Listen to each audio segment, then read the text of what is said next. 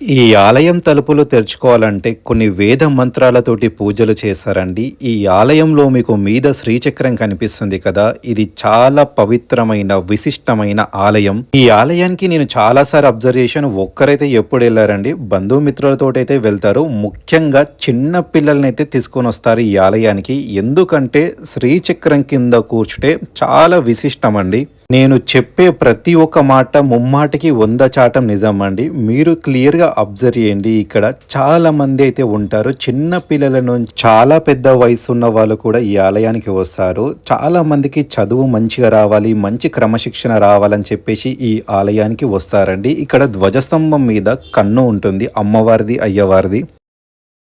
మిమ్మల్ని నిత్యం అమ్మవారు, అయ్యవారు అబ్జర్వ్ చేస్తూనే ఉంటారు. ఎటువంటి తప్పులు చేయకండి ఈ ఆలయానికి వచ్చినప్పుడు. ఎందుకంటే ఇది శక్తి స్వరూపిణి అయిన ఆలయం. ఫుల్ వీడియో నా యూట్యూబ్‌లో ఉంది చూడండి.